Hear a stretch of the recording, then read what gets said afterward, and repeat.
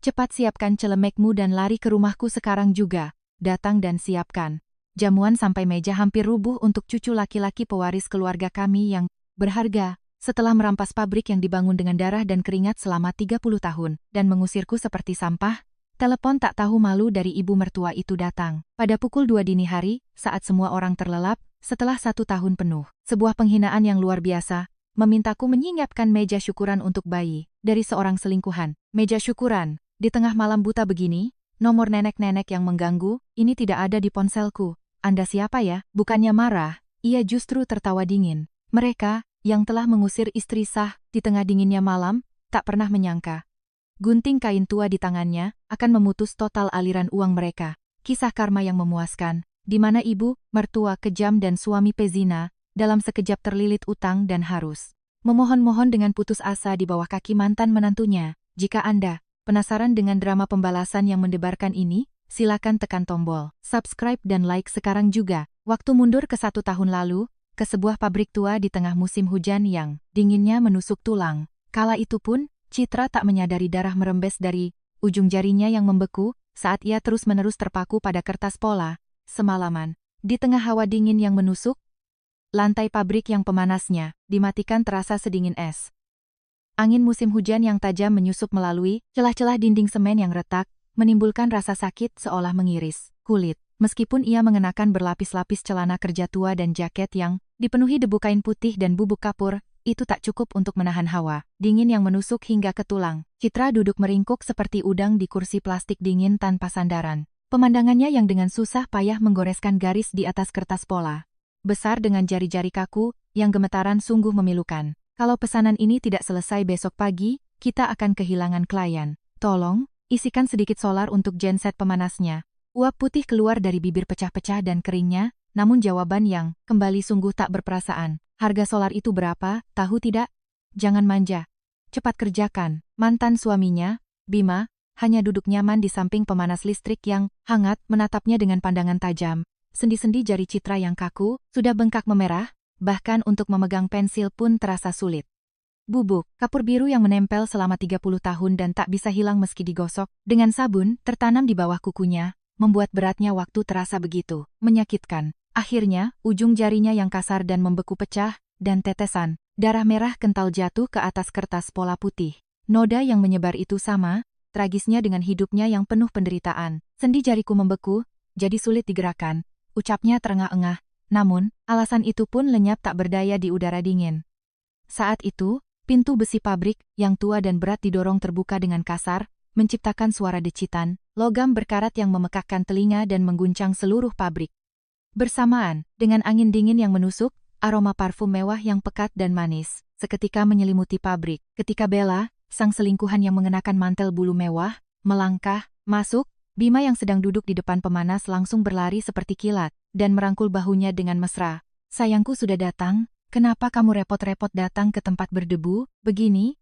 Suaranya begitu lengket tak bisa dipercaya berasal dari orang yang barusan membentak dengan keras. Pemandangan itu sangat kontras dengan kondisi Citra yang menyedihkan, berlumuran darah sambil mengenakan pakaian kerja yang berbau minyak.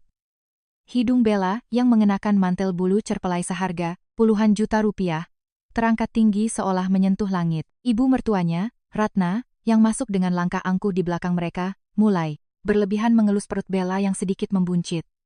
Pemandangan yang begitu, tak tahu malu dan memuakkan. Aduh, cucu pewaris keluarga kita yang berharga ini bisa gawat kalau kena angin dingin. Cepat bawa pemanas itu ke sini. Seketika, tatapan tajam Ratna menusuk ke arah Citra yang sedang mencoba menghangatkan tangannya yang membeku. Perempuan tak berguna yang tidak tahu diri ini sudah tidak dibutuhkan lagi di rumahku. Cepat kemasi barangmu dan pergi dari sini. Satu kalimat kejam itu menjadi gergaji tajam yang tanpa ampun mengoyak jantung Citra. Ingatan menyakitkan dari 10 tahun lalu, ketika Ratna memaksanya duduk di depan mesin jahit di tengah musim dingin untuk menyelesaikan pesanan, membuatnya pingsan karena kelelahan dan kehilangan sesuatu yang paling berharga, kembali muncul seperti pecahan kaca yang menusuk dalam hatinya. Mereka adalah manusia, tanpa sedikit pun rasa bersalah, padahal harapan terbesarnya telah hancur lebur karena keserakahan mereka yang tak terhingga. Citra menatap kosong kertas-kertas pola berlumuran darahnya yang berserakan di lantai. Selama 30 tahun, Ia telah mengabdikan dirinya hingga tulang-tulangnya. Serasa remuk dimulai dari sebuah konveksi kecil di kontrakan petak dengan uang jaminan 3 juta rupiah. Kenangan masa mudanya, saat ia hanya dipanggil buruh, konveksi Bima dan makan dengan nasi sisa yang sudah dingin, melintas di benaknya. Rasa penyesalan atas tahun-tahun menyedihkan di mana ia hanya bekerja, seperti mesin dan rasa bersalah terhadap bayinya yang pergi tanpa pernah melihat. Cahaya meluap dari dasar hatinya. Tak sanggup menahan gelombang ketidakadilan yang menerpanya, kakinya lemas, dan ia terduduk di lantai semen yang dingin. Isak tangis yang mendidih dari lubuk hatinya naik ke tenggorokan, tetapi ia harus menggigit bibirnya kuat-kuat agar tidak keluar. Rahangnya bergetar hebat, sebuah momen yang begitu menyakitkan dan menyedihkan. Pabrik yang dibangun dengan darah, keringat, dan air matanya, dan kini ia dibuang seperti sampah di tengah musim hujan yang dingin. Sungguh tak bisa dipercaya. Saat itu, sebuah bundel kertas tebal dilemparkan dengan kasar ke dekat kakinya. Jangan memelas, cepat tanda tangani ini. Tidak ada sepeser pun uang pesangon untukmu, jadi pergi saja dengan badan kosong. Surat cerai dan surat pernyataan pelepasan saham yang meluncur di lantai semen, dingin memenuhi pandangan Citra.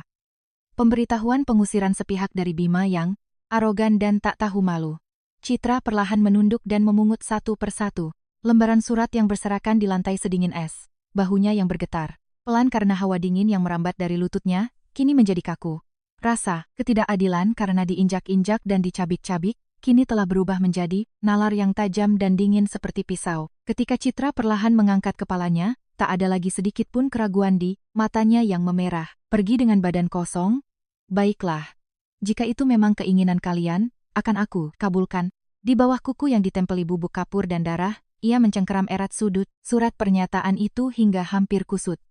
Kemarahan yang meledak-ledak hingga giginya bergemeletuk, keinginan untuk membalik meja dan meludahi wajah-wajah tak tahu malu itu, perlahan ia tenggelamkan ke dasar perutnya. Sudut bibir Citra membentuk senyuman yang sangat tenang. Di dalam kepalanya, hitungan mundur menuju tanggal yang tepat telah dimulai. Citra tahu lebih baik dari siapapun bahwa dalam 1 tahun, dengan hanya pola-pola model lama yang tertinggal di pabrik itu, mereka sama sekali tidak akan bisa lolos seleksi pembaruan desain yang ketat dari perusahaan klien utama. Tatapannya yang sedingin es tidak terfokus pada pertengkaran sia-sia saat ini, melainkan tertuju tanpa goyah pada hari kehancuran total mereka.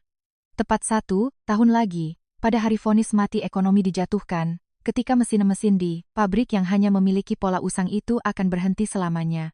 Setelah kap jempol yang menyakitkan itu dibubuhkan pada surat cerai, udara di dalam pabrik yang tua dan dingin terasa semakin menusuk. Citra tanpa berkata apa-apa berbalik dan melangkah berat menuju loker besi pribadinya yang penyok di sudut pabrik. Sebelum tangannya mencapai gagang loker, Ratna yang mengawasinya dari belakang dengan tatapan tajam, melemparkan sebuah kantong plastik sampah hitam besar dengan kasar. Kantong plastik itu terseret di lantai semen berdebu dan menghantam ujung sepatu kerja Citra yang usang. Beraninya kamu menyentuh properti orang lain. Coba saja sentuh satu barang pun dari pabrik ini. Ratna melipat tangannya dengan angkuh, dagunya terangkat, dan menyemburkan kata-kata penuh hinaan. Gulungan benang dan kain yang diam-diam kamu curi selama ini saja sudah cukup untuk mengisi 1 truk. Sebelum aku panggil polisi dan menuduhmu maling, cepat, kumpulkan baju rombengmu dan pergi. Menuduh istri sah yang selama 30 tahun telah membangun pabrik suaminya dari nol, menjadi nomor 1 sebagai pencuri, sungguh sebuah tindakan yang menyedihkan. Namun, Citra bahkan tidak membuka mulutnya menghadapi tuduhan tak tahu malu dan menghina dari Ratna. Bagaimanapun, penjelasan yang jujur tidak akan ada gunanya bagi manusia berhati iblis yang matanya telah dibutakan oleh keserakahan. Citra mengabaikan kantong sampah di kakinya, membuka pintu loker yang berkarat dan sulit dibuka, lalu merogoh bagian terdalam laci. Di dalamnya, tertata rapi, berbagai alat pembuat pola yang telah melewati tangannya yang kasar selama 30 tahun terakhir. Namun, Citra meninggalkan semua alat-alat mahal impor dan barang-barang berharga lainnya, dan dengan hati-hati hanya mengambil 1 buah gunting kain tua yang berat terbuat dari logam. Gunting itu, yang gagangnya, sudah terkelupas cat hitamnya dan berbau besi pekat, adalah satu-satunya peninggalan dari almarhumah ibunya yang seumur hidup membesarkan Citra dengan bekerja sebagai tukang jahit di pasar. Saat sentuhan logam dingin yang menyimpan air mata dan kapalan ibunya menyentuh telapak tangannya, kesedihan mendalam yang selama ini ia tekan meluap seperti ombak. Ini peninggalan ibu saya. Harta saya hanya ini, jadi saya akan pergi setelah mengambil ini. Saat Citra memasukkan gunting itu ke dalam saku mantelnya dengan suara yang telah dikosongkan dari emosi, Bima melemparkan sebuah amplop coklat ke atas meja. Jangan berakting menyedihkan. Cepat bubuhkan cap jempolmu di surat pelepasan saham ini. Kalau tidak, jangan harap bisa keluar dari pintu ini hari ini. Bima mendekat dengan mengancam, memaksakan sebuah pulpen plastik murahan ke sela-sela jari Citra yang kasar dan berlumuran darah. Di sampingnya, Bella yang menempel seperti lintah, merangkul lengan Bima sambil menyebarkan aroma parfumnya yang menusuk hidung. Aduh, sayang. Tante ini kan pasti tidak punya stempel, kenapa dibikin rumit? Suruh saja dia pakai cap jempol. Bella mengeluarkan suara sengau yang memuakkan, memandang rendah mantel beludru, usang Citra dari atas ke bawah, lalu tertawa sinis. Aku lapar. Sepertinya bayi kita menendang-nendang di dalam perut. Cepat, selesaikan dan kita pergi makan wagyu A5 panggang. Ya, di saat yang begitu tragis, saat istri yang telah mengabdi seumur hidup diusir, ke jalanan di tengah musim hujan yang dingin, ia justru membicarakan makanan. Sungguh wajah asli dari manusia-manusia tak tahu, malu yang telah membuang nuraninya. Citra, meski berhadapan dengan tatapan hina Bella, dengan diam, meletakkan pulpen yang dipegangnya ke atas meja. Lalu, ia menekan ibu jarinya, yang kasar dan pecah-pecah ke dalam bak stempel merah yang disodorkan Bima. Sensasi tinta merah yang meresap ke dalam celah-celah sidik jarinya yang pecah-pecah terasa tajam merambat ke seluruh sarafnya. Citra tanpa perlawanan membubuhkan cap jempolnya dengan jelas di bagian bawah. Surat pernyataan. Dalam sekejap yang singkat saat cap merah itu tercetak seperti titik di atas kertas, Citra dengan dingin dan tenang menghitung tanggal di dalam hatinya. 365 hari, angka 1 tahun terukir jelas di benaknya. Ia bertekad untuk mengukir di tulang mereka balasan apa yang akan mereka terima karena telah menahan penghinaan kotor ini dalam diam. Sudah selesai. Sekarang saya hanya perlu merapikan data di komputer pribadi saya, lalu saya akan pergi tanpa penyesalan. Saat Citra berbalik dan melangkah menuju komputer desktop berdebu di sudut pabrik, wajah Bima yang lega seketika berubah masam. Kenapa kamu sentuh komputer? Jangan-jangan kamu mau diam-diam mencuri buku, catatan klien atau kontak penting pabrik kita, kan? Bima dengan panik menghalangi jalan Citra dan menyambar mouse di atas meja ke belakang punggungnya. Karena seumur hidupnya ia terbiasa menikam dari belakang dan merampas milik orang lain, ia percaya orang lain pun akan melakukan hal yang sama. Sungguh sebuah kecurigaan yang dangkal dan picik. Jangan sentuh apa-apa, aku akan mengawasimu dengan mata kepalaku sendiri. Kamu, cukup tuliskan kata sandinya dan enyah dari pabrikku sekarang juga. Melihat tingkah mantan suaminya yang menyedihkan saat dengan panik menutupi monitor dengan tubuhnya, Citra bahkan tak bisa tersenyum sinis. Bagaimanapun, di dalam komputer rongsok itu, tidak ada satupun informasi berharga yang begitu dipuja oleh Bima. Citra merobek selembar memo tempel kuning yang ada di meja dan dengan cepat menuliskan 6 digit angka yang familiar. Lalu, ia menempelkan memo itu dengan tegas di tengah-tengah monitor. Saat memo itu menempel di permukaan monitor, terdengar suara gesekan kering, dan barulah ekspresi lega yang dangkal muncul di mata Bima. Kata sandinya adalah tanggal lahirmu.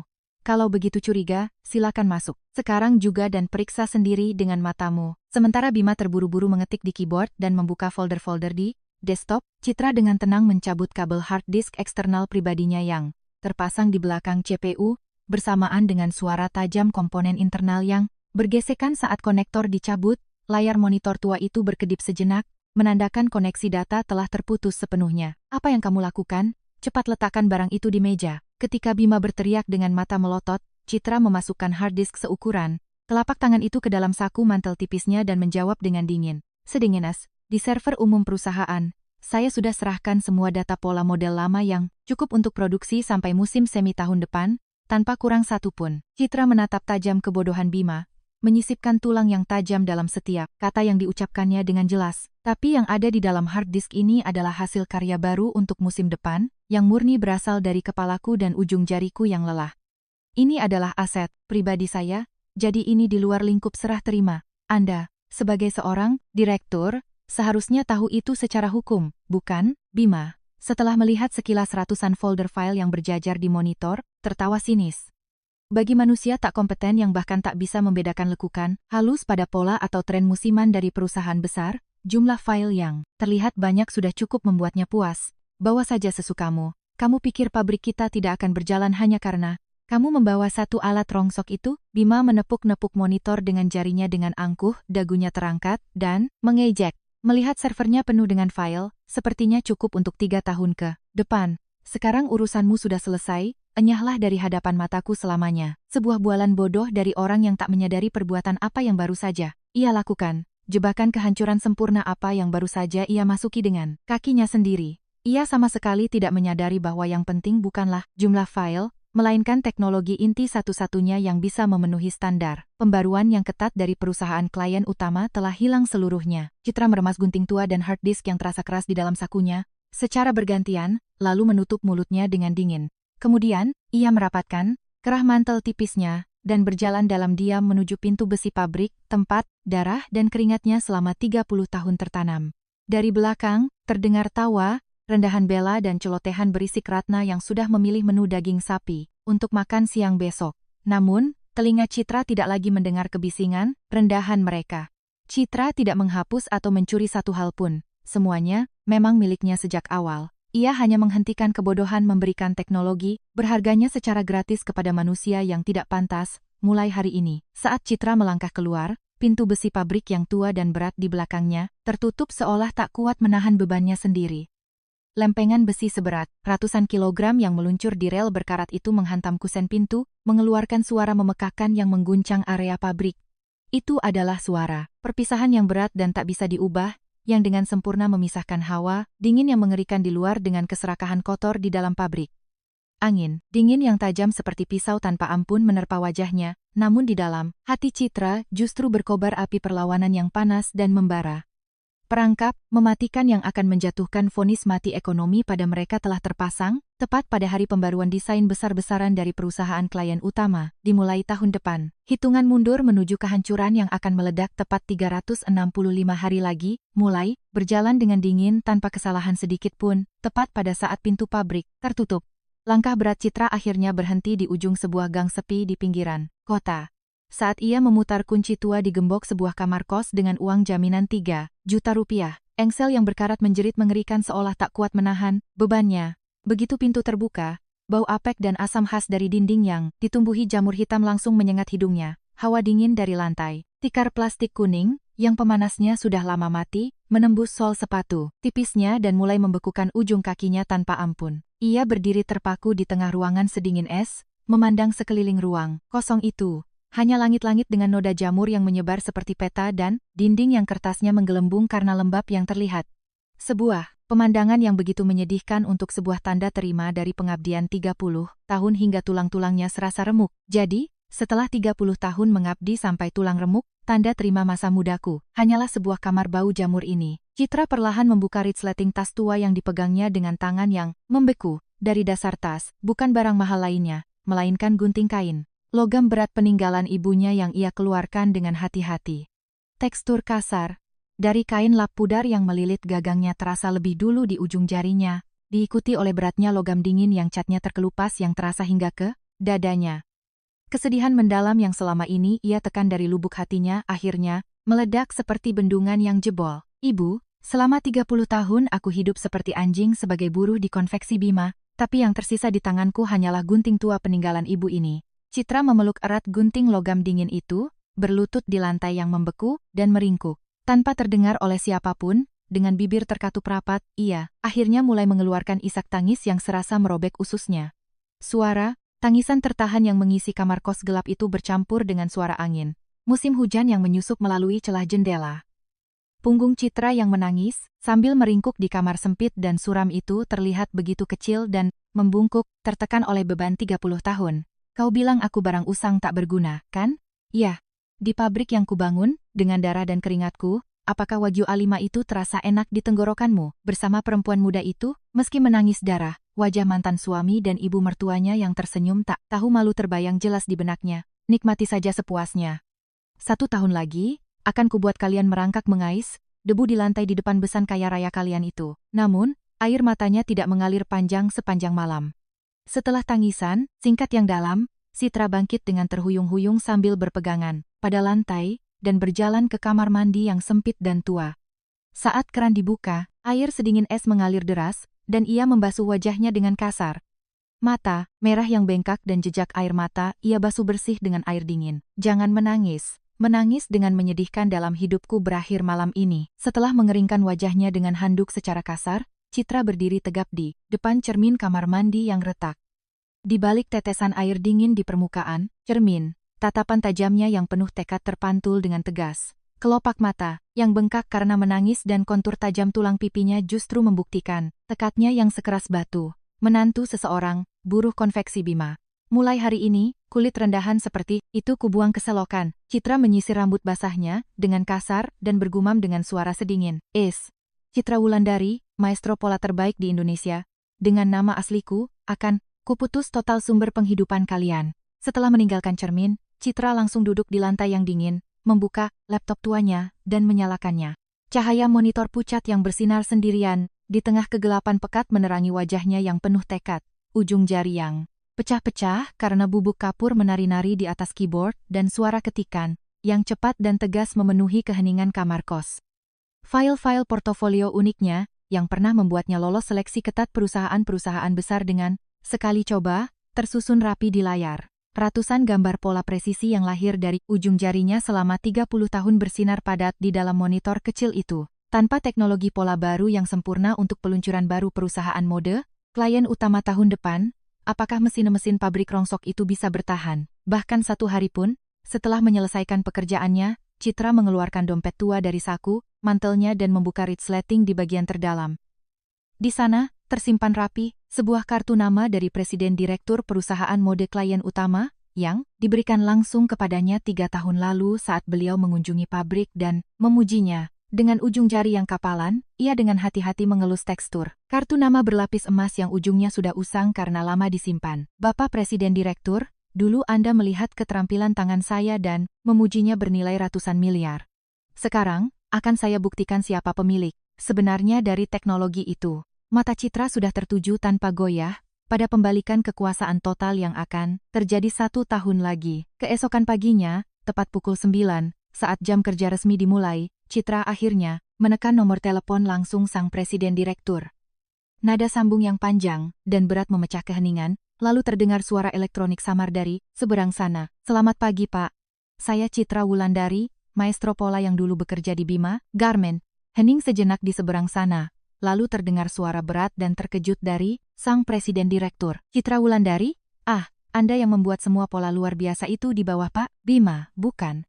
Ada apa menelepon pagi-pagi begini? Citra tanpa ragu sedikit pun langsung ke pokok permasalahan dengan suara yang dingin dan tenang. Mulai hari ini, saya sudah benar-benar berhenti dari pabrik subkontraktor itu. Sebagai gantinya, saya ingin menawarkan kepada Bapak hak eksklusif atas pola, model baru yang akan menyukseskan total pembaruan desain perusahaan mode Bapak tahun depan. Saat ketegangan terasa berat di seberang telepon, Citra memberikan pukulan telak.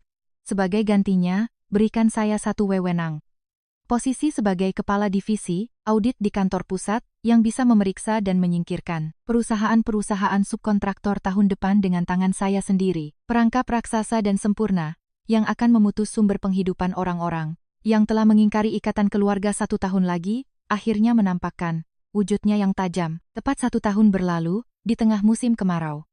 Pabrik subkontraktor tempat Citra diusir terasa mendidih seperti neraka. Kipas angin langit-langit yang berkarat berputar dengan susah payah, mengeluarkan suara decitan logam yang mengganggu saat bilahnya yang bengkok menggores penutup langit-langit, tetapi itu sama sekali tidak berguna di tengah panas menyengat 35 derajat. Tanpa menyadari bahwa bom waktu sempurna yang ditanam Citra hampir meledak, Bima, yang duduk di ruang direktur mengeluarkan smartphone terbarunya.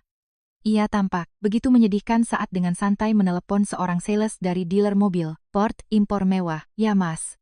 Istri cantik saya mau mobilnya sekarang juga, jadi besok pagi langsung kirim mobil sport impor kelas atas itu, ya. Pembayarannya pakai kartu kredit perusahaan kami saja, gesek sampai limit maksimal. Tepat saat ia sedang membual, alarm peringatan mesin yang memekakkan telinga meraung di seluruh pabrik, dan ban berjalan utama yang tadinya berputar tanpa henti-berhenti dengan tersentak-sentak.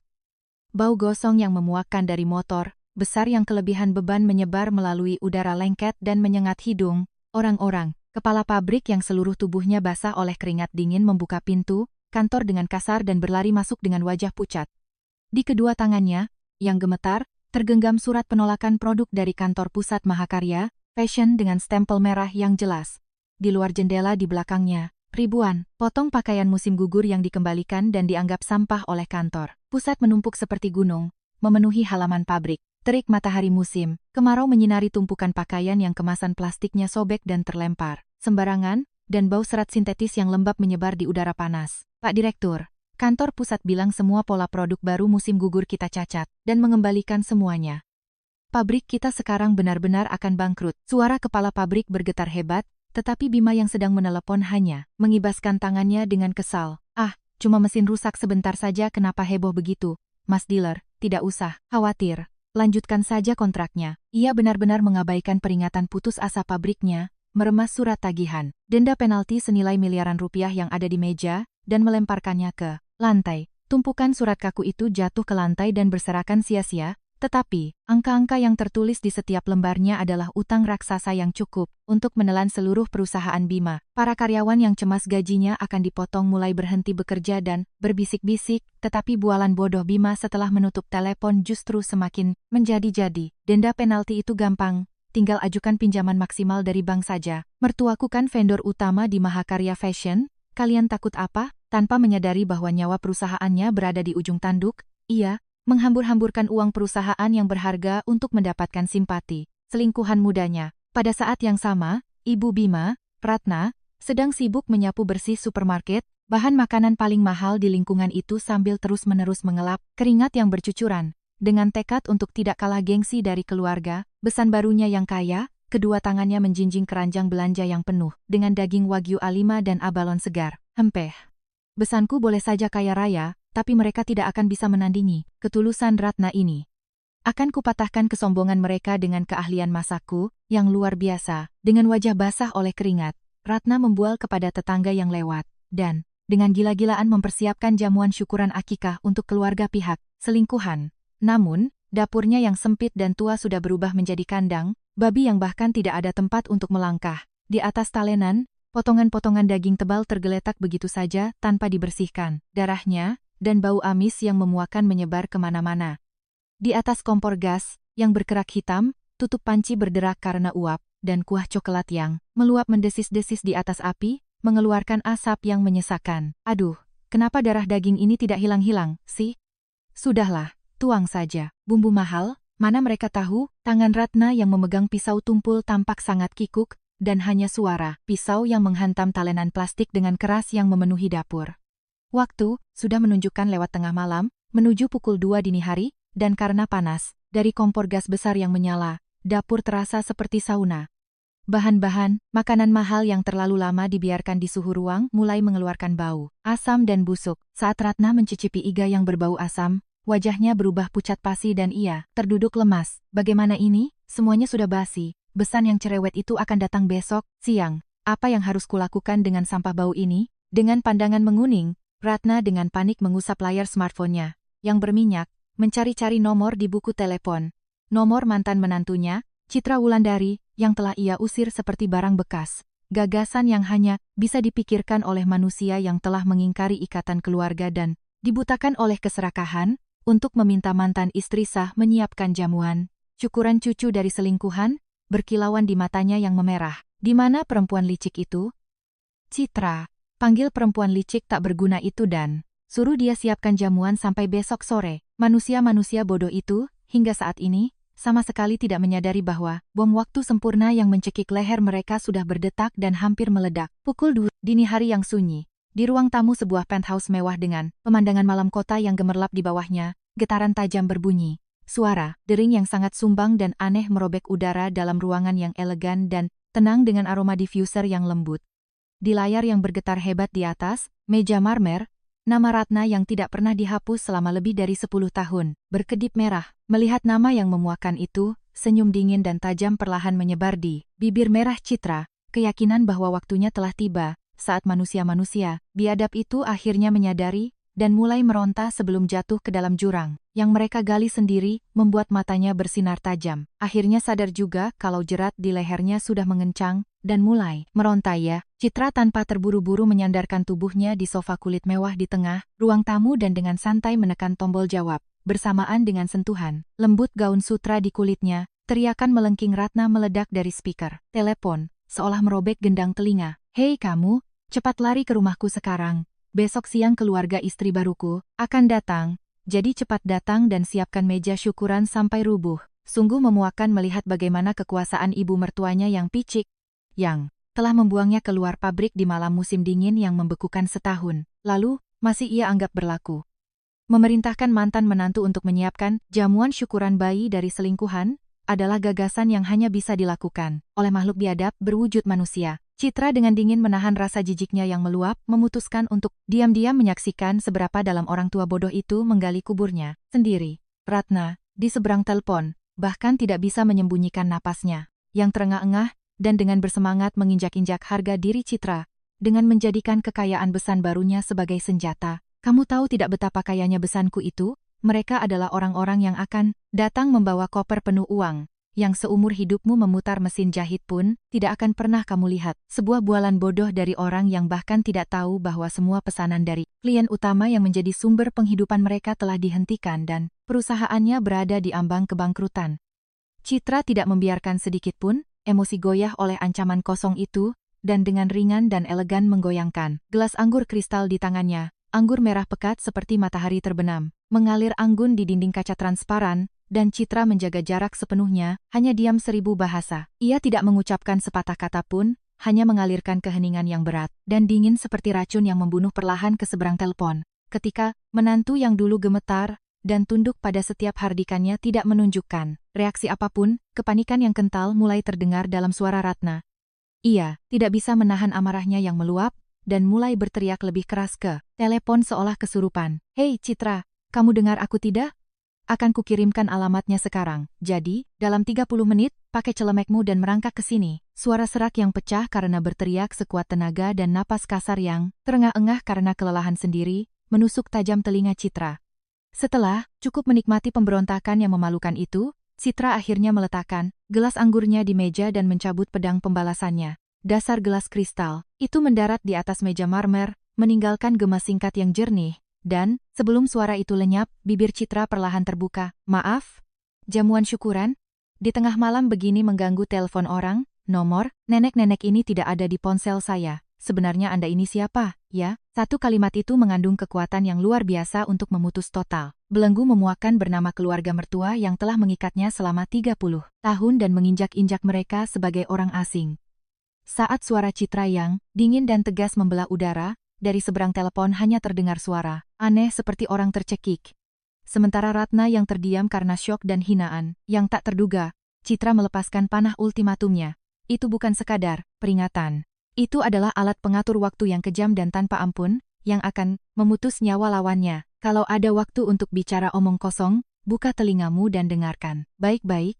Besok pagi jam 9. Tim audit keuangan dari kantor pusat Mahakarya Fashion akan datang ke perusahaan anakmu. Seolah mengejek keheningan Ratna yang membeku, Citra menusukkan belati ke jantung lawannya, menekan setiap suku kata dengan tajam. Daripada memikirkan cara memanfaatkan anak orang, sampaikan pada anakmu untuk membereskan sampah di sekitarnya sebelum besok pagi ia menjadi gelandangan. Citra, tanpa memberikan sedikit pun kesempatan bagi lawannya untuk membela diri atau memohon ampun, tanpa ampun menekan tombol merah untuk mengakhiri panggilan. Hanya sinyal mesin yang dingin yang menandakan panggilan terputus yang dengan tenang mengisi ruang tamunya yang luas, membuktikan bahwa ia telah memenangkan perang ini dengan sempurna. Pada saat yang sama, di dapur Ratna yang sempit dan tua, yang berbau basi, pemandangan tragis sedang terjadi.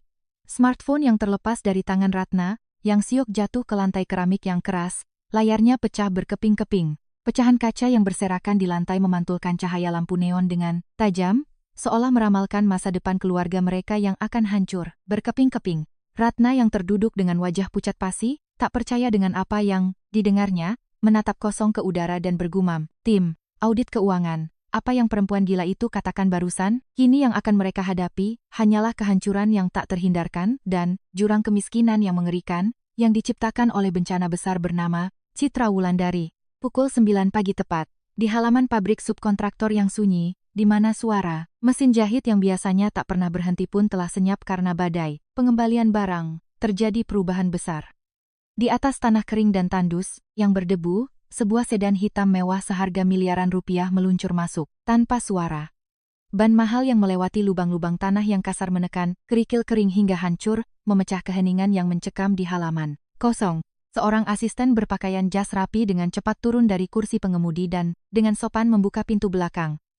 Seorang wanita dengan aura yang mendominasi, sekelilingnya perlahan muncul. Itu adalah Citra, mengenakan setelan jas custom made berwarna putih gading yang pas sempurna dari ujung kepala hingga ujung kaki. Ia adalah orang yang sama sekali berbeda dari wanita yang setahun lalu kotor oleh bubuk kapur dan minyak, dengan ujung jari pecah-pecah. Ujung sepatu hak tingginya yang terbuat dari kulit mahal mulai mengetuk lantai, marmer lobi pabrik yang tua dan retak dengan irama yang teratur.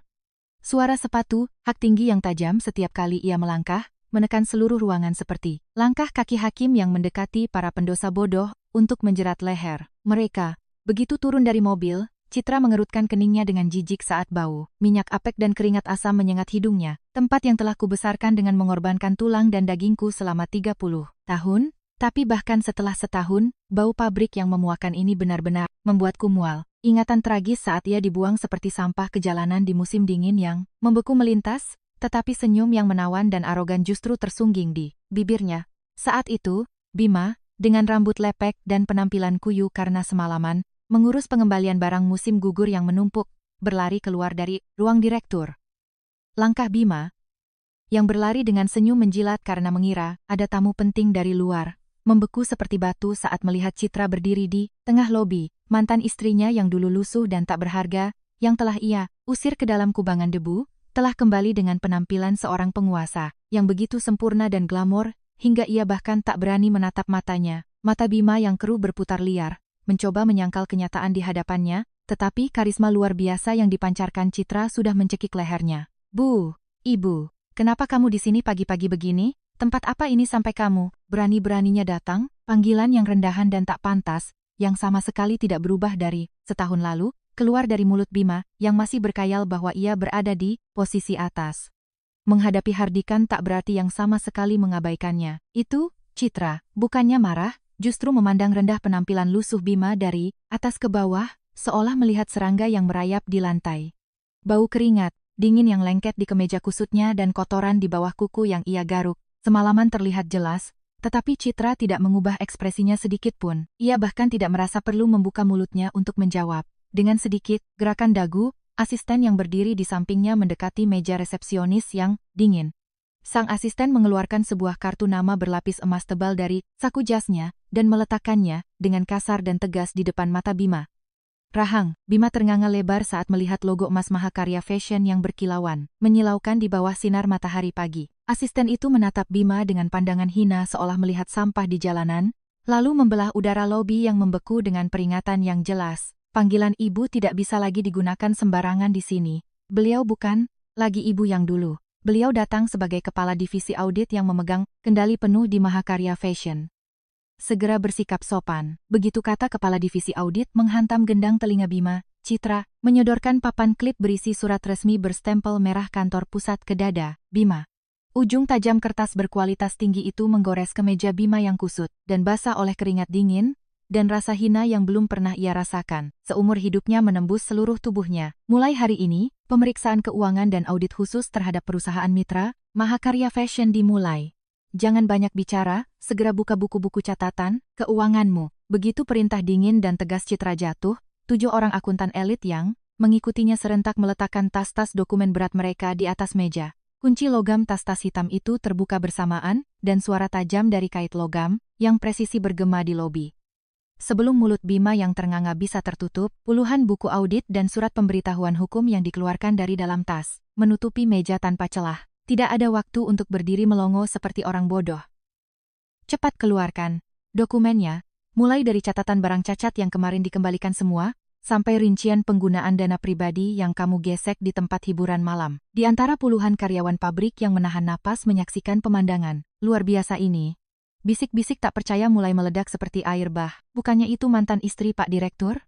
Ya Tuhan, setelah diusir, bagaimana bisa dia kembali sebagai petinggi dari perusahaan klien utama? Ku dengar Pak Direktur selingkuh dan mengusirnya tanpa sepeser pun. Ternyata dia kembali untuk membalas dendam dan menghancurkan Pak Direktur. Pabrik kita tamat sudah, kan? Puluhan pasang tatapan tajam dan bisikan terang-terangan menusuk tubuhnya, seperti belati. Bima, yang ingin sekali bersembunyi di lubang tikus, wajahnya memerah padam dan ia terus-menerus berdeham. Momen penghancuran harga diri yang sempurna, di mana ia harus membungkuk di depan semua bawahannya kepada mantan istri yang dulu tidak ia anggap manusia. Citra, sebenarnya apa yang terjadi? Bagaimana bisa kamu kembali sebagai petinggi Mahakarya Fashion? Bima yang terlambat menyadari gawatnya situasi, tersenyum menjilat dan mengulurkan tangannya yang basah keringat untuk mencoba meraih lengan baju. Citra, begini, banyak yang melihat. Kita bicara baik-baik di ruanganku saja ya, kita, kan bukan orang lain, kita sudah menikah lebih dari 10 tahun. Kenapa harus, sekaku ini? Namun, Citra mundur selangkah seolah menghindari kotoran yang menjijikkan, dan, dengan tegas menepis tangan kotornya. Di matanya, tidak ada lagi jejak, pengorbanan buta atau ikatan pernikahan masa lalu, hanya tekad tajam untuk menginjak-injak lawannya. Beraninya kamu menyentuhku dengan tangan kotormu. Obrolan pribadi nanti saja di penjara dengan pengacara yang ditunjuk negara. Citra dengan dingin melirik arloji mahal di pergelangan tangannya, memulai hitungan mundur untuk memutus nyawa lawannya dengan mata tanpa kompromi. Sampai jam 6 sore ini, serahkan data pembuktian penggelapan tahap pertama. Jangan sampai terlewat satupun rincian pembayaran sewa mobil sport impor mewah yang kamu belikan untuk selingkuhanmu. Saat aibnya yang paling ingin ia sembunyikan terungkap di depan semua karyawan, bibir Bima yang ketakutan bergetar hebat. Citra, tolong selamatkan aku sekali ini saja. Kalau harus membayar denda, penalti itu, aku benar-benar akan bangkrut. Kamu kan juga punya kenangan dengan pabrik ini? Kenangan? Satu kata yang keluar dari mulut Citra, lebih tajam dari pisau, membelah udara. Lobby. Saat kau mengusirku yang telah bekerja keras selama 30 tahun kejalanan di tengah musim dingin tanpa sepeser pun, apakah kau mengatakan hal seperti itu? Citra mengangkat dagunya, tersenyum sebagai pemenang mutlak, dan menghancurkan sisa-sisa harga diri Bima. Jangan pernah bermimpi untuk membela diri.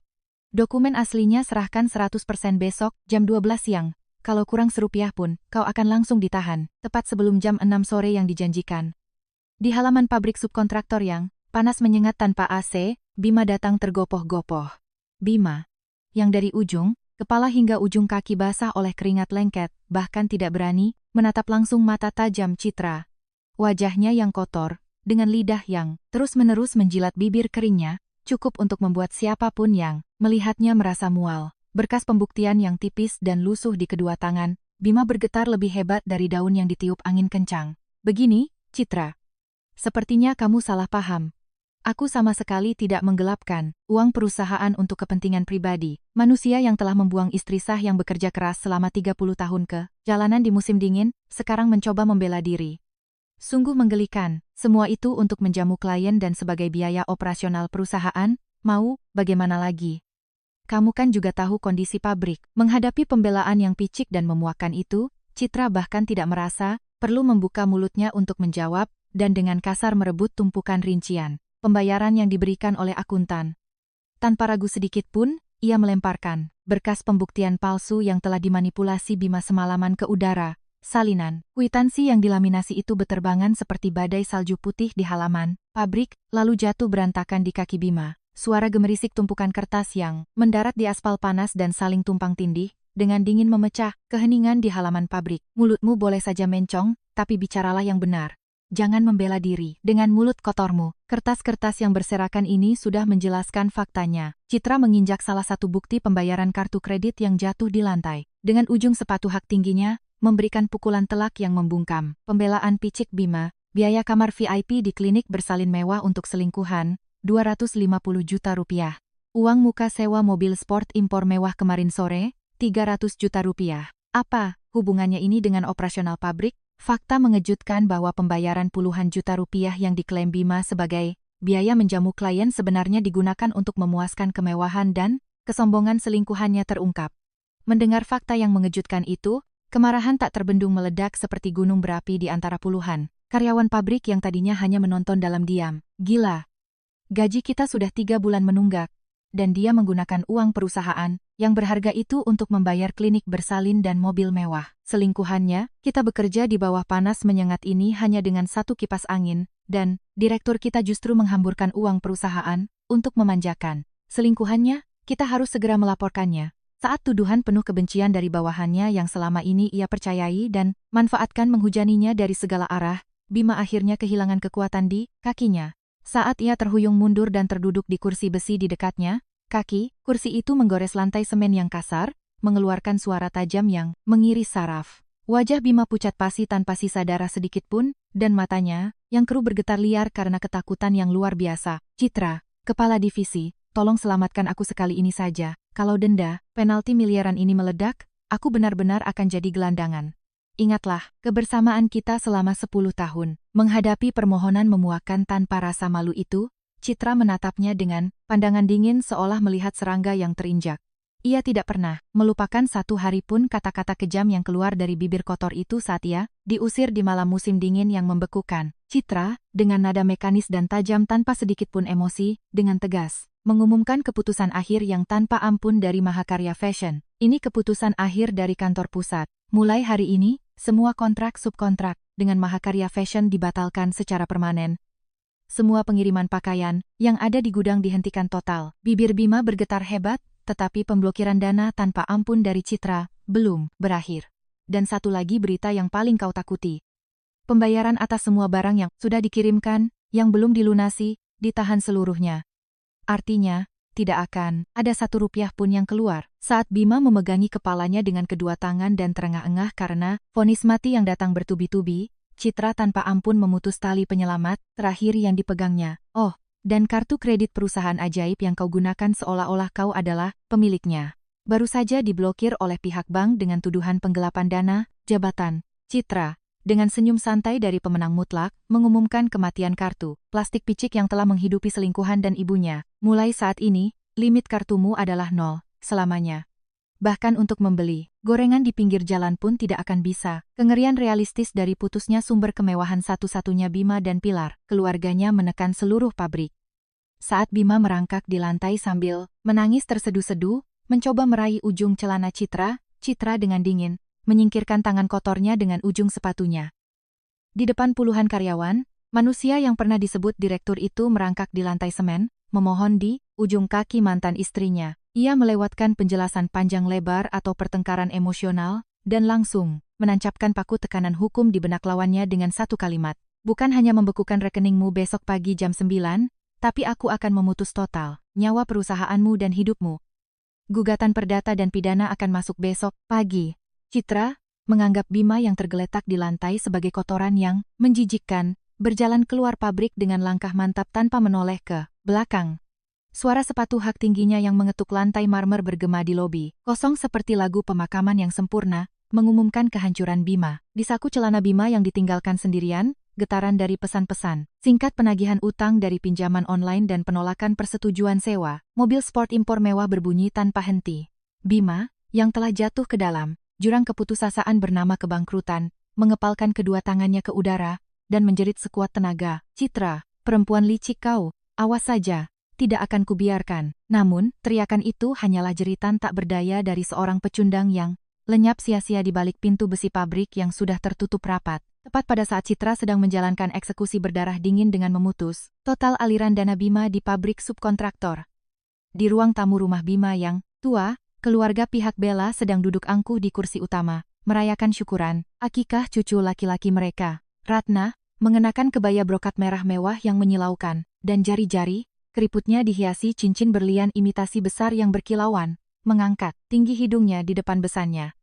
Ia semalaman harus diam-diam membuang makanan yang menjadi basi karena diletakkan di dapur yang panas dan berkeringat dingin. Akhirnya, ia dengan cepat membeli makanan dari catering murah di pasar pagi dan dengan tak tahu malu menyajikannya di meja seolah-olah itu adalah masakan mewah yang ia buat sendiri semalaman. Namun, bau aneh dari ikan goreng yang keras karena digoreng dengan minyak berkualitas buruk dan iga bakar yang kering seperti karet karena kehilangan kelembapannya, merusak suasana pesta.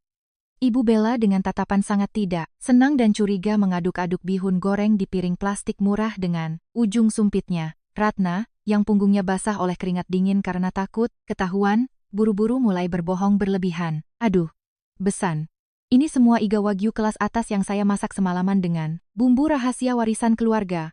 Jangan ragu, silakan makan yang banyak. Ratna dengan heboh mengayunkan tangannya yang bercincin berlian imitasi ke udara, dan memamerkan kekayaan putranya yang tidak ada dengan mulut berbusa-busa. Bima kami sekarang sedang memegang kendali penuh bisnis di Mahakarya Fashion, jadi uangnya mengalir deras.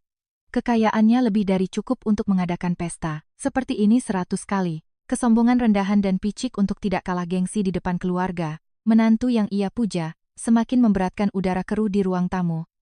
Tepat saat pasangan besan itu ragu-ragu mengangkat sumpit mereka dengan ekspresi masam dan saling bertukar pandang tidak nyaman, bel pintu berbunyi, memecah udara sunyi di ruang tamu. Mendengar suara mesin yang mengganggu dan merusak suasana pesta, Ratna dalam hati menggerutu, tetapi di depan para besan ia terpaksa tersenyum dan bercanda. Aduh, siapa yang pagi-pagi begini tidak tahu sopan santun menekan bel? Mungkin, Bima memesan whisky mahal untuk menyambut besan-besan terhormatnya. Ratna dengan langkah bersemangat mendekati pintu depan dan membuka pintu besi yang tertutup rapat. Di sana, bukan kurir yang membawa hadiah mahal. Seorang petugas pos dengan wajah datar berdiri di sana. Di tangannya, tergenggam sebuah amplop surat tercatat tebal yang jelas-jelas membawa aura tidak menyenangkan. Dengan Ibu Ratna sendiri, ini surat tercatat yang sangat penting dari pengadilan. Silakan tanda tangan di sini di pad elektronik. Saat kata pengadilan yang menakutkan menghantam pintu depan, dan merasakan tekanan dari amplop berstempel merah kantor pemerintahan, ujung jari tua Ratna mulai bergetar. Merasakan tatapan tajam para besan yang duduk angkuh di ruang tamu tertuju ke pintu depan, Ratna mencoba mengabaikan keringat dingin yang mengalir di punggungnya. Tanpa tahu apa isinya, ia dengan panik merobek amplop kertas tebal itu dengan tangan gemetar. Suara serat kertas kasar yang robek bergema tak menyenangkan di pintu depan yang sunyi. Saat ia membuka surat kaku itu untuk memeriksa isinya, napas Ratna yang tadinya sombong seketika terhenti. Di tengah-tengah surat bertekstur kasar dan dingin, itu tercetak dengan jelas kalimat mengerikan dengan huruf merah dan tebal. Keputusan lelang eksekusi real estate. Lelang eksekusi real estate? Omong kosong apa ini? Siapa yang berani-beraninya melelang rumah orang seenaknya? Di bawahnya tertulis peringatan yang bahkan orang awam seperti Ratna, yang seumur hidupnya tidak pernah mendekati pengadilan, bisa langsung memahami gawatnya situasi. Pemberitahuan penyitaan dan pemeriksaan lapangan. Kebenaran mengerikan terungkap bahwa putranya, Bima, karena tidak sanggup menanggung denda, penalti yang sangat besar dan biaya kemewahan selingkuhannya, diam-diam telah menjaminkan rumah atas nama ibunya ini ke lembaga keuangan. Keputusasaan bahwa satu-satunya tempat berlindungnya selama puluhan tahun akan berpindah tangan dalam sekejap, membuat pikiran Ratna menjadi putih. Rumah berhargaku ini akan dilelang, anakku kan direktur perusahaan yang mapan. Kenapa rumah yang kubangun seumur hidup ini bisa disita karena utang? Mendengar jeritan histeris Ratna dari pintu depan, ayah Bella yang sedang duduk di meja makan dengan wajah santai, seketika berubah dingin. Dengan wajah memerah karena marah, ia melemparkan sendok garpu perak berat yang dipegangnya ke atas meja makan yang berminyak dan bangkit berdiri. Sendok garpu berat itu menghantam pinggiran piring keramik kosong, membuat piring itu bergoyang di atas meja, dan, bersamaan dengan suara yang mengganggu itu, tatapan jijik dan hina seolah melihat kotoran di jalanan tertuju pada wajah Ratna. Besan, apakah Anda sedang menipu keluarga kami? Jadi, putri kami yang kami besarkan dengan penuh kasih sayang selama ini tinggal di rumah seorang penunggak. Utang yang besok akan dilelang dan menjadi gelandangan, pesta mewah yang tadinya dimaksudkan untuk pamer kekayaan di depan besan kaya, dalam waktu kurang dari 1 menit, jatuh ke dalam jurang rasa malu dan ketakutan yang tak terhindarkan. Kesombongan Ratna yang tadinya setinggi langit, hancur total, dan ia hanya bisa gemetar dengan bibir pucat pasi. Pemandangan, karma yang sempurna, di mana keagungan keluarga yang dulu begitu ia banggakan, dan gunakan untuk menyiksa citra, hancur berkeping-keping hanya karena selembar kertas tipis. Suara Ratna bergetar seperti daun yang ditiup angin. Bukan begitu, besan. Sepertinya ada kesalahan dari pihak pengadilan. Nanti, kalau Bima datang, dia akan menjelaskan semuanya. Tepat saat Ratna dengan suara gemetar dan pecah-pecah mencoba memberikan pembelaan yang picik dan meraih ujung celana besannya, getaran ponsel yang berat dan tidak menyenangkan berbunyi liar dari saku jas ayah Bella, yang tadinya marah dan siap untuk pergi. Bagi Ratna yang sedang meronta di dalam jurang keputusasaan, suara getaran itu terdengar begitu mengerikan, seperti sinyal bencana lain yang akan memutus sisa nyawa mereka. Tepat saat Ratna mencengkeram surat dari pengadilan dengan tangan gemetar dan mencoba memberikan pembelaan yang picik. Suara getaran ponsel yang berbunyi liar dari saku jas ayah Bella akhirnya menarik pelatuk malapetaka yang mengerikan. Ayah Bella yang menerima telepon dengan wajah kesal, dalam beberapa detik saja, raut wajahnya yang santai berubah menjadi kaku dan pucat. Tubuhnya yang besar dan tegap melompat dari kursi makan seperti pegas, membuat kursi kayu berat itu terdorong ke belakang dan menggores lantai marmer dengan kasar.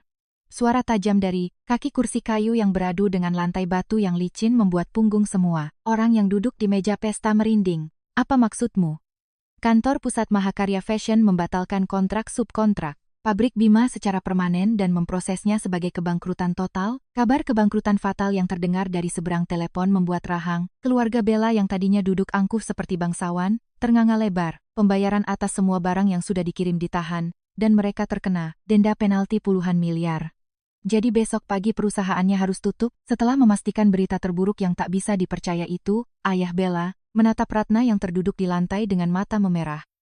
Ia tidak bisa menahan amarahnya yang meluap, dan dengan suara menggelegar seperti petir, ia berteriak, hingga seisi ruang tamu bergetar. Dasar keluarga penipu, lebih rendah dari sampah.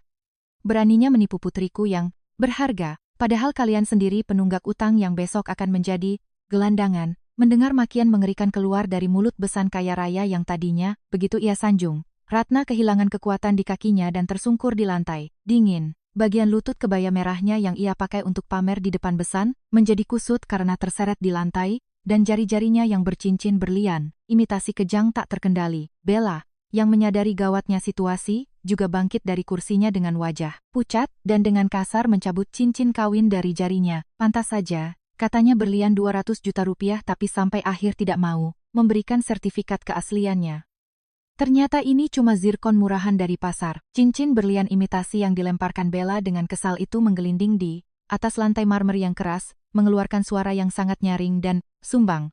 Gema rendahan yang diciptakan oleh benturan potongan zirkon ringan itu, seolah membuktikan betapa dangkalnya dasar keluarga yang dibangun di atas kesombongan ini. Cincin itu menabrak kaki meja pesta, lalu berbelok tanpa tenaga, dan berhenti di sudut ruang tamu yang penuh minyak. Hanya dengan cincin zirkon murahan begini berani-beraninya mengincar harta keluarga kami.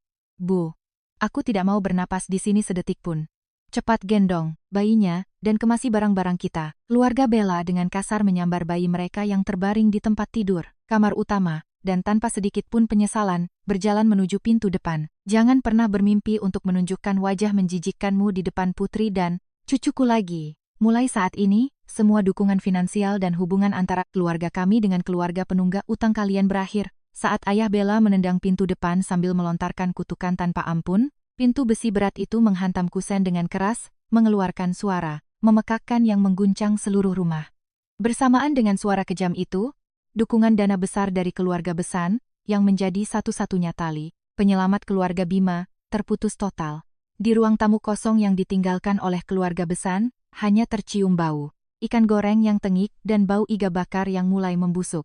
Di atas meja, pesta yang setengah roboh, makanan yang belum tersentuh mendingin dengan mengerikan, dan kuah yang tumpah perlahan mengalir dari taplak meja ke lantai. Ke dalam pemandangan reruntuhan yang menyedihkan itu, Bima yang baru saja diinjak-injak habis-habisan oleh Citra di pabrik, masuk dengan sempoyongan. Bima, yang berlumuran keringat dan debu, melihat meja pesta yang berantakan dan ibunya yang tersungkur menangis di lantai, dan akhirnya kehilangan akal sehatnya. Bima, yang matanya gelap karena syok, bukannya membantu ibunya yang terduduk di lantai, justru mulai melontarkan kebencian dan kutukan. Ini semua karena keserakahanmu yang picik itu, Bu.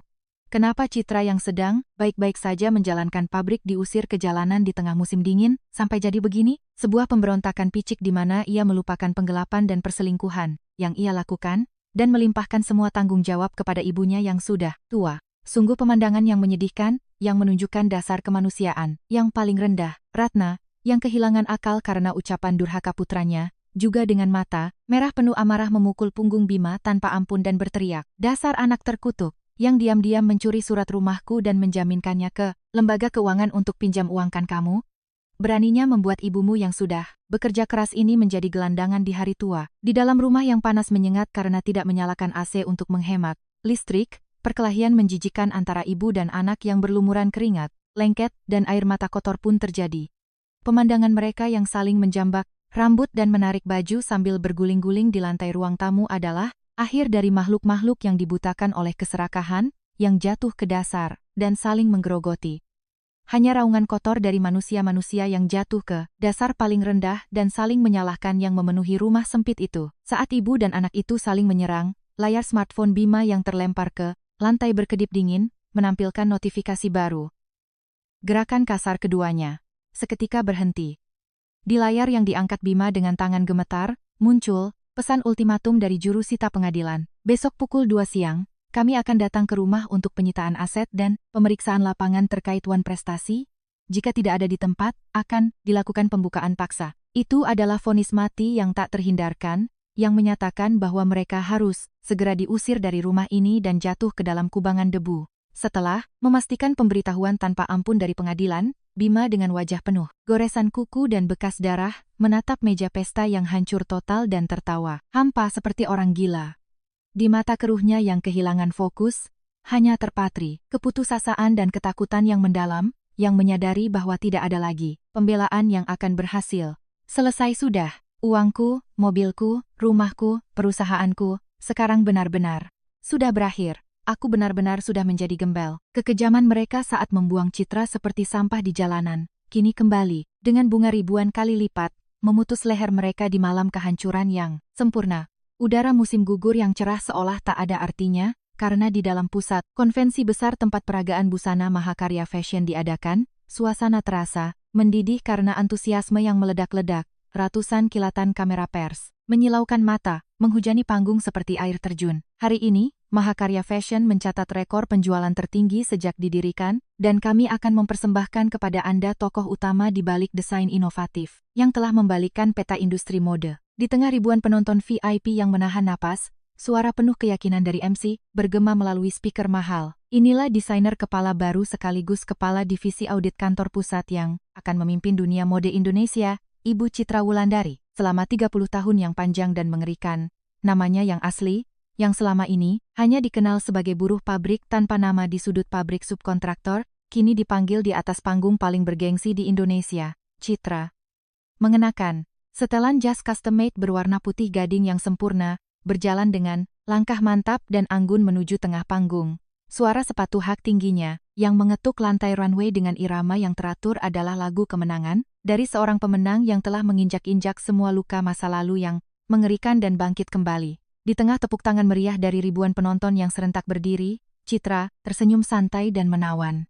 Ia bukan lagi istri dari pria tak kompeten atau menantu yang tertindas. Ia adalah seorang penguasa sejati yang berdiri di puncak kerajaan besar dengan kemampuannya sendiri yang diasah dengan susah payah. Terima kasih. Pakaian yang Anda puji hari ini adalah hasil paling jujur dari bekas luka dan tetesan keringat selama 30 tahun di ujung jari saya yang kapalan. Saat Citra sedang menikmati sorotan kemuliaan, adegan beralih dengan tajam ke pemandangan sebuah gudang logistik besar yang tua dan suram di pinggiran kota. Sangat kontras dengan runway yang gemerlap, bau keringat asam yang menyesakkan, dan awan debu abu-abu yang pekat memenuhi ruangan. Kipas angin besar seperti gumpalan besi tua berputar tanpa henti, mengeluarkan suara logam tajam yang memekakkan telinga, tetapi itu tidak cukup untuk mengeluarkan udara keruh di dalam gudang yang tertutup. Hei, di sana, cepat bergerak. Kalau merayap seperti cacing dan tidak bisa menyelesaikan target pengiriman hari ini, jangan harap dapat upah serupiah pun. Teriakan galak dari mandor lapangan melayang di atas kubangan debu, membuat bahu Bima dan Ratna yang telah menjadi gembel karena terhimpit denda penalti, bergetar. Pasangan yang pernah berlagak sebagai direktur pabrik subkontraktor, yang mapan dan nyonya besar yang angkuh, kini merangkak dengan menyedihkan di lantai, mengenakan rompi oranye pekerja harian yang basah oleh keringat. Tangan, yang selama 30 tahun menghisap darah dan keringat Citra, dan mengenakan pakaian sutra, kini hanya tersisa sarung tangan kerja murahan. Bima, yang sedang mengangkat kardus pakaian seberat 20 kg yang lebih besar dari tubuhnya, wajahnya meringis kesakitan karena keringat yang masuk ke mata, dan ia menjatuhkan dirinya ke lantai seperti karung. Aduh, pinggangku. Dulu aku ini direktur yang mengendarai mobil impor mewah, bagaimana bisa dalam sekejap aku mengangkat kardus di kubangan debu seperti ini? Di sampingnya, Ratna yang sedang menempelkan lakban di kardus dengan sarung tangan murahan, juga memukul-mukuli pinggangnya yang terasa sakit dengan kepalan, tangannya yang membungkuk, sambil menangis terseduh-seduh. Mereka yang seumur, hidup menghisap darah Citra dan hidup mewah, kini telah jatuh ke dasar jurang. Perbudakan yang mengerikan, yang dulu mereka injak-injak. Saat itu, Citra yang sedang melakukan inspeksi lapangan ke gudang logistik, perlahan mendekati Bima dan ibunya yang terengah-engah, dengan suara sepatu hak tinggi yang tajam. Melihat kedatangan kepala divisi audit kantor pusat yang mengenakan setelan jas mewah, para manajer lapangan membungkuk dan memberi jalan. Bima dan Ratna mengangkat kepala mereka dengan kaku dan wajah pucat saat mendengar langkah kaki yang familiar itu. Mata Bima yang berdebu dan tergeletak di lantai, berputar liar saat melihat Citra, tetapi Citra bahkan tidak melirik penampilan mereka yang seperti kotoran itu. Ia, bukannya melontarkan hinaan emosional dengan mengungkit luka masa lalu, justru mengendalikan mereka dengan sempurna menggunakan bahasa yang paling dingin dan objektif, sebagai budak dari sistem. Waktu istirahat sudah lewat 10 menit. Pekerja yang tergeletak di lantai, jangan bermalas-malasan, segera kembali ke jalur kerja dan angkat kardus. Mendengar suara yang tajam dan kering itu, Bima dan Ratna gemetar dan mencoba memohon belas kasihan dengan menyedihkan, tetapi pandangan Citra hanya tertuju pada daftar manajemen pekerja di tangannya, nomor 405-406. Kalian berdua hari ini targetnya jauh dari tercapai, jadi wajib lembur sampai tengah malam. Sebuah kenyataan pahit bagi para pelaku kejahatan, yang bahkan nama mereka yang dulu gemilang telah dirampas total dan kini hanya dipanggil dengan nomor pekerja harian yang hina. Di atas itu, pemberitahuan hukum tanpa ampun dari Citra menancapkan paku terakhir. Oh, dan upah kalian bulan ini juga dipotong paksa 80% untuk pembayaran denda, penalti ke pengadilan. Tahu kan? Meskipun kalian bekerja keras mengangkat kardus, sampai napas tersengal semalaman, tidak akan ada uang yang masuk ke kantong kalian. Mendengar vonis sempurna yang menuntut mereka membayar bunga atas dosa-dosa, mereka, Bima dan Ratna, tanpa mempedulikan harga diri, menundukkan kepala mereka ke lantai semen yang kasar dan menangis terseduh-seduh. Citra, dengan sikap acuh tak acuh menginjak-injak bahkan jeritan mengerikan para pecundang yang putus asa, berbalik dari gudang logistik raksasa yang terkendali sempurna, dan perlahan melangkah pergi. Langkah mantapnya tidak menuju ke kubangan debu yang apek, melainkan ke pintu keluar besar di mana sinar matahari musim gugur yang cerah dan jernih menghujani seperti air terjun. Di atas siluet punggung Citra yang gemilang dan menawan saat ia membuka pintu gudang yang gelap dan berjalan menuju cahaya, narasi berat yang telah memutus belenggu 30 tahun terdengar. Ini bukan balas dendam kekanak-kanakan, ini hanyalah pengembalian yang sempurna atas nama asli dan posisi yang seharusnya menjadi milikku, yang telah kalian curi dan nikmati dengan tak tahu malu. Pintu besi gudang yang berat perlahan turun di belakangnya, memisahkan batas antara cahaya dan kegelapan. Getaran berat saat lempengan besi tebal itu menyentuh rel di lantai menyebar melalui tanah, dan kehidupan sejati dari wanita bernama besar Citra Wulandari akhirnya dimulai dengan babak yang sempurna dan gemilang. Selama 30 tahun yang panjang dan gelap, Citra harus hidup sebagai bayangan di depan mesin jahit tua, melupakan namanya sendiri. Manusia-manusia arogan yang dengan kejam mengeksploitasi darah dan keringatnya atas nama keluarga, tidak pernah menyangka bahwa gunting kain tua yang mereka buang ke jalanan akan dengan sempurna memotong kesombongan mereka. Hukuman yang dijatuhkan Citra kepada mereka bukanlah balas dendam yang dangkal, melainkan balasan yang sangat adil dan sempurna atas keserakahan yang mereka lakukan sendiri. Para pemirsa yang terhormat, bagaimana kisah pembalasan yang memuaskan dari Citra hari ini? Di luar jendela, angin musim semi yang hangat berhembus, dan di setiap dahan yang telah bertahan melewati musim dingin yang panjang, kuncup-kuncup bunga yang indah mekar dengan menakjubkan. Saya percaya bahwa kehidupan kita yang berliku tidak jauh berbeda dari hukum bunga musim semi yang gemilang ini. Di ujung jari Anda yang kasar, yang telah seumur hidup berkorban dalam diam, sebagai istri, menantu, dan ibu seseorang, tersembunyi aroma yang lebih berharga dan indah daripada permata termahal di dunia. Karena ada musim dingin yang panjang dan dingin di mana kita rela meringkuk demi keluarga, kita bisa terlahir kembali sebagai pribadi yang begitu kuat dan berkelas seperti sekarang. Sekarang, melampaui pengabdian tanpa syarat untuk orang lain, saya dengan tulus mendukung Anda untuk dengan bangga memanggil nama indah Anda sendiri dan melangkah keluar ke dunia yang cerah.